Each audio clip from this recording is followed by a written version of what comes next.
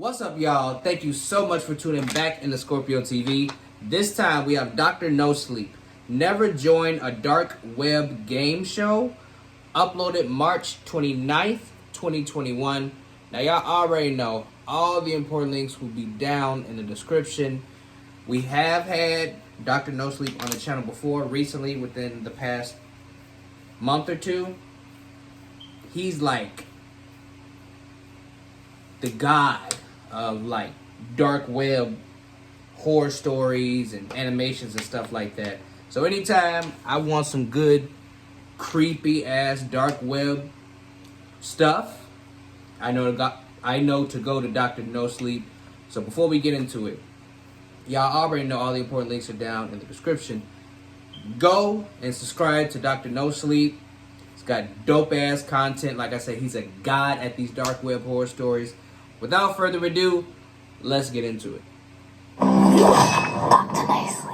I glanced down at the sharks below. One slip would mean my certain death. How did I get myself in this mess? I should have never clicked on that link. It all started with me sitting at home, in my room, on my computer. I found out how to access the dark web, and loved to explore it. Why? There are whole worlds of information and entertainment hidden from the rest of the internet, only available for those who know where to look.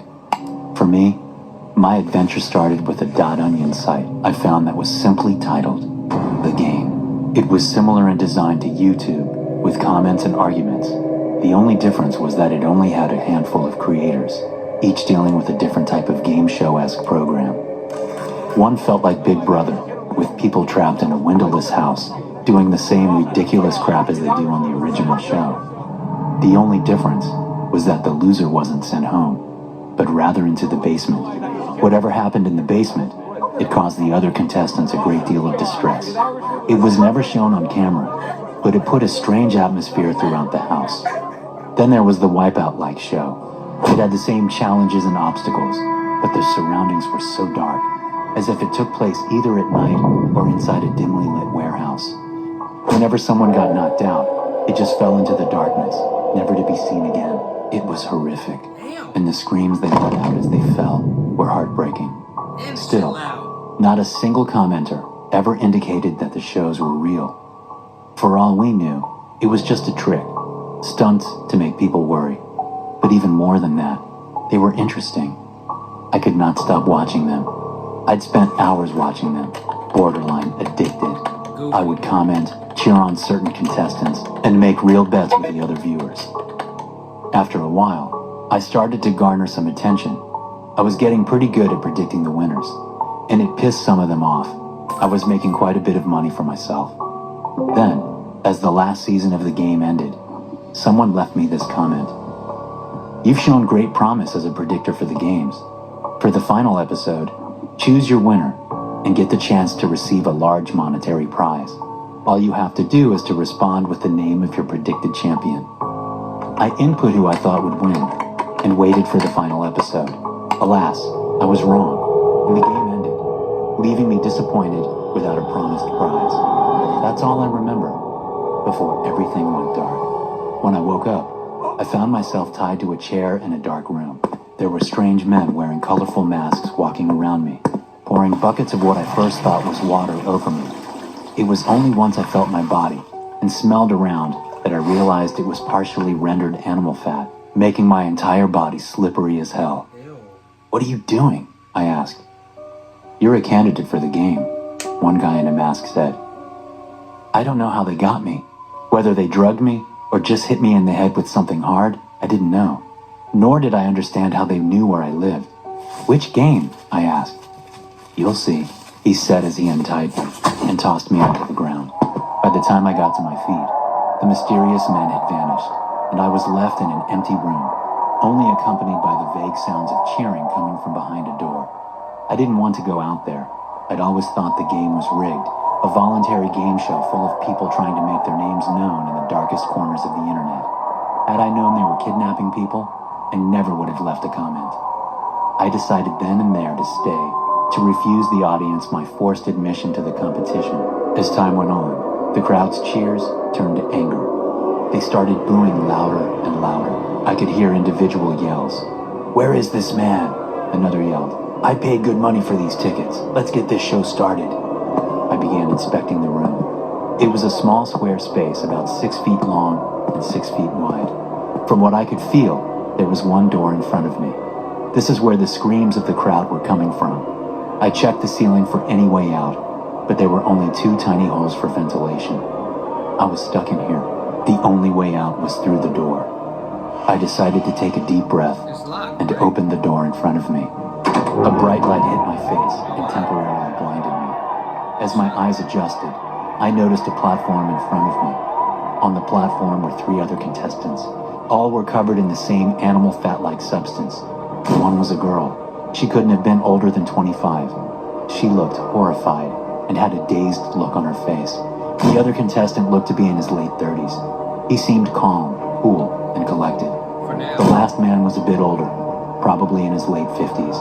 He also seemed indifferent about the whole situation. If this obstacle course was anything like what I saw in the videos, I knew the older gentleman wouldn't stand a chance. As I walked out of the platform, towards the other players, the audience boomed with excitement. Even though the audience seemed to be right next to the platform, you couldn't see them. The only thing that was illuminated was the platform we were all standing on. A loudspeaker came on. "Ladies and gentlemen, this is our monthly Wipeout contest. This is a special edition because we chose 4 of our lucky livestream viewers as contestants. These 4 contestants have made a considerable amount of money betting on previous games. Let's see how well their knowledge helps them in actually completing the game for themselves." The audience cheered wildly. The loudspeaker continued. "The rules are simple. The last player standing wins the competition and gets a $100,000 cash prize. The losers, well, their fate depends on what part of the game they mess up on. The first contestant is Brooke from North Carolina. Brooke, please make your way to the front of the platform." Ladies Brooke first. nervously moved forward on the platform. The loudspeaker came back on. "Lights on, please." In front of us, industrial lights came on and revealed the course in front of us. The announcer continued. "There are 4 red inflatable balls in front of you. The goal is to jump onto each one and to get to the next platform. If you fall, well, let's just say you don't want to find out. Okay, Brooke, let's get a move on." Brooke stood there frozen in fear. She did not move a muscle. Minutes passed, and the crowd's cheers turned into boos. The announcer came back on. "Brooke, I'm going to give you 5 seconds. If you don't move, I will have to take matters into my own hands. What does that mean? 5, 4, 3, 2, 1, 0. Okay, Brooke, you asked for it."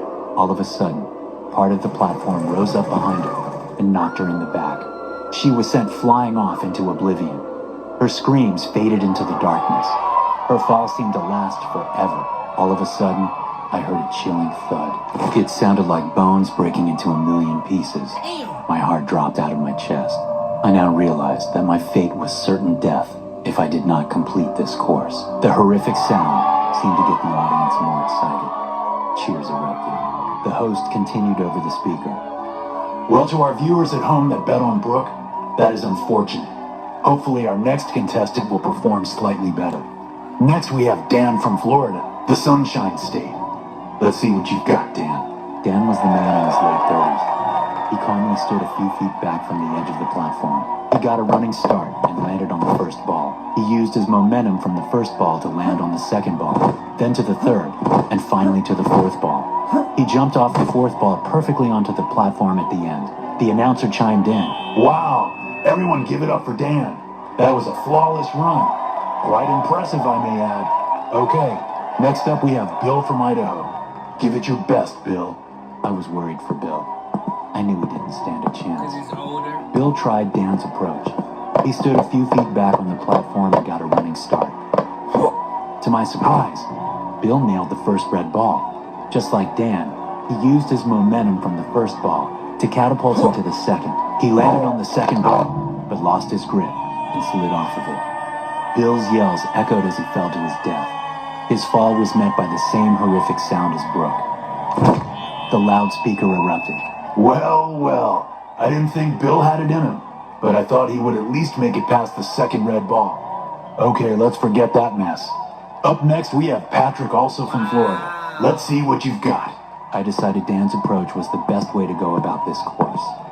I stood a few feet back from the edge of the platform and got ready to go.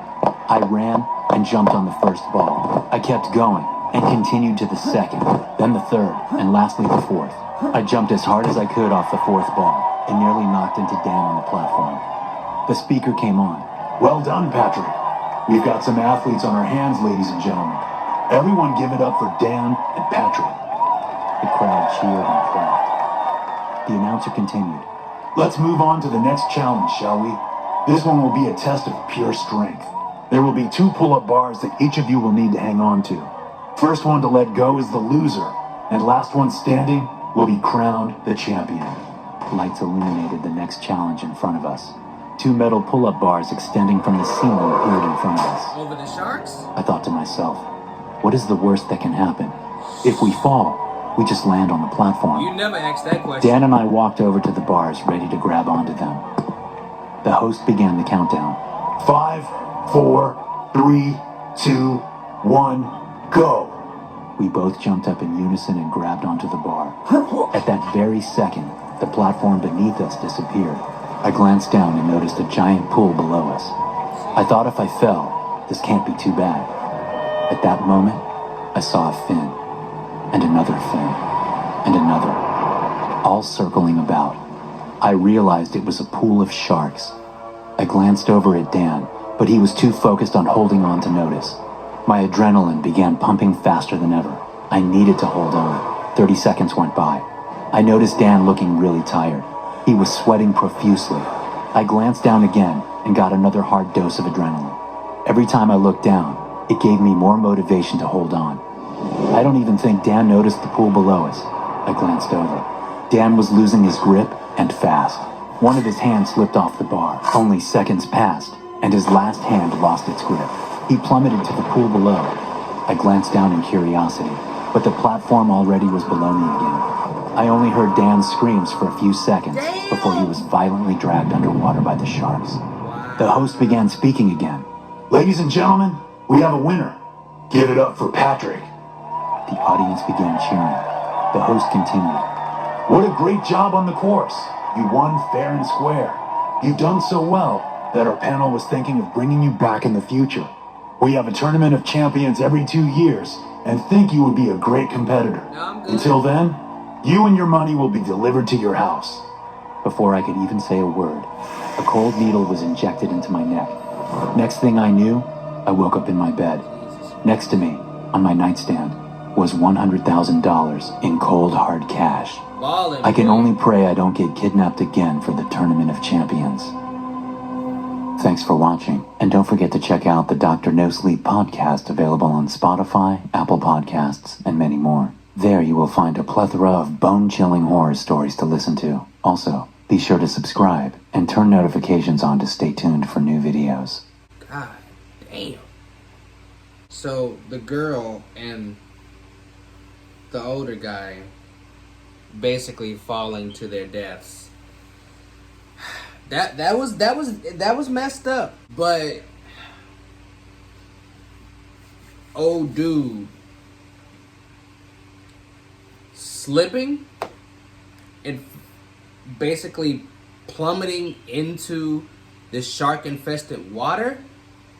Now that was horrible. What made it worse is that, okay, there's actually a few things that made it worse, right?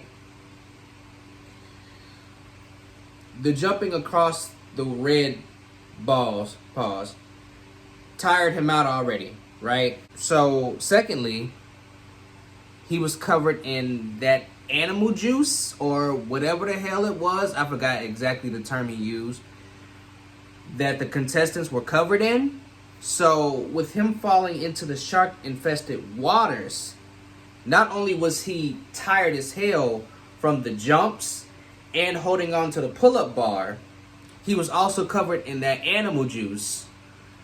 So the sharks were a lot more attracted to him and noticed him a lot faster because of that smell once he fell into the water. And if that wasn't bad enough, even if he would have had the smallest glimmer of hope to somehow jump back out of this body of water that was infested by sharks, they closed the top of the pool, or whatever the hell you want to refer to that small body of water as, like that has sharks in it and shit.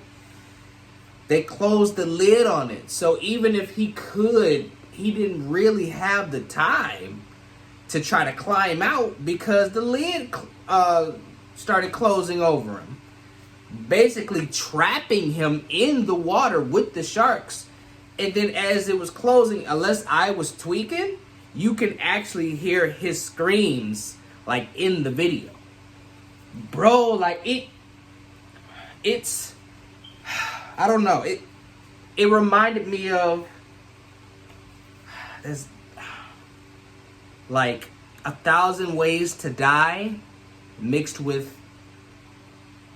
Fear Factor, Jackass. There used to be these shows, I don't know, they're called the something extreme, if I'm not mistaken, where people would jump through like this obstacle course in order to get to a certain goal, and then they would win. If y'all know what I'm referring to, definitely let me know, because the name of it actually escapes me. But that looked like a mixture of that, 1,000 Ways to Die, very classic old school show, Fear Factor, and Jackass. That's what that reminded me of. And all of this could have been avoided had he not clicked that link, like he said in the beginning. Bruh. When I tell y'all, like, I mess with dudes' content heavy, I mess with it heavy. And, dude, oh my God, that was so well put together. Big shouts out to Dr. No Sleep, bro. Keep doing what you're doing. Yeah, that video is almost a year old, but when I typed in dark web horror stories animated into the YouTube search bar, that was like one of the first 5 within the first 5 results from that search. And I saw it was Dr. No Sleep, so you know I rocks with his content. Maybe I've put y'all onto him for y'all who didn't know. If y'all did know, hey, I'm right there with you. I rocks with his content heavy. Like I said, the god of this dark web shit. I'm telling you, we're definitely gonna try. We're definitely gonna check out some more Dr. No Sleep. So don't even trip about that. Dr. No Sleep will be making a lot more appearances on the channel. As long as y'all enjoy me reacting to his content, and as long as Dr. No Sleep has no problem with me reacting to the content, you will definitely see more Dr. No Sleep coming to the channel. But I'm rambling now. I enjoyed the video. I hope you enjoyed. I hope you drop a like, a comment, subscribe to the channel. Make sure the bell icon is tapped. I want you all to stay safe, stay blessed, stay humble. And I will see you all in the next video. Peace.